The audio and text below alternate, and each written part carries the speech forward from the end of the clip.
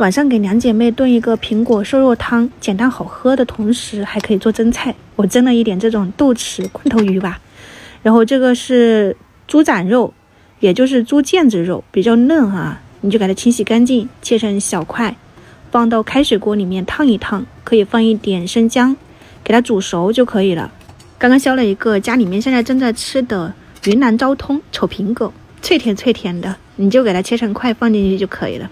云南的水果真的很好吃大家可以尝试一下。然后你搭配一点莲子百合，洗干净以后和肉一起放到这个炖盅里面，你可以淋入开水或者是刚刚煮肉的原汤都是可以的。这边灶台我小火热了一点油，这些鱼干就是7月搭档的兄弟们钓的这些鱼干，吃不了嘛，那就晒干。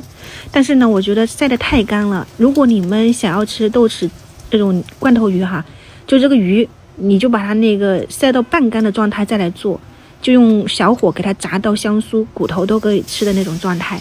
然后留一点底油，爆香一下蒜末、生姜。豆豉我家里有2种，一种是我们的浏阳豆豉，一种是阳江豆豉。今天做这个罐头鱼我用的是阳江豆豉放进去以后开个小火，把这个豆豉香味炒出来，加入白糖，淋2圈生抽，再加一点点味精提鲜，这样子就可以了。我没有放盐了豆豉本身就有咸度嘛，然后这些鱼干它晒的话一般都会腌盐的，你可以试一下鱼干的咸度，然后把炒好的这种酱汁淋在上面。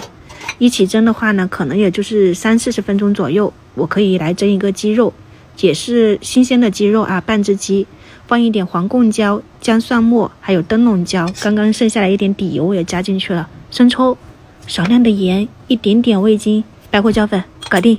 我今天用蒸箱了，大概蒸了有40-50分钟，玩手机去了。这个肉汤我觉得丢了太浪费了，我就加了一点盐，放了一点青瓜片放进去，做了一个蔬菜汤，我觉得蛮好喝的。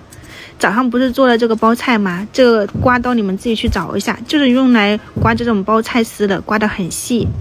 包菜可以生吃的，好多朋友都说为什么可以生吃，不用煮熟吗？很多青菜都是可以生吃的，你用饮用水直接给它冲洗干净，放上一点自己喜欢吃的这种酸辣红油你给它拌一拌，这不就是一道凉拌菜吗？或者是拌上沙拉酱，就是一道甜品嘛，挺好吃的，稍微参考一下。这边蒸好了以后放了一点葱花盐，调一下味道。这个汤你们可以去煲，我感觉他们真的很喜欢喝。虽然说苹果可能没有吃完，但是汤基本上就是一滴不剩。豆豉鱼5分成了2份，就当咸菜吃。只是我这个鱼太干了，我希望你们不要晒这么干，半干的状态下做出来肯定会比我好吃很多。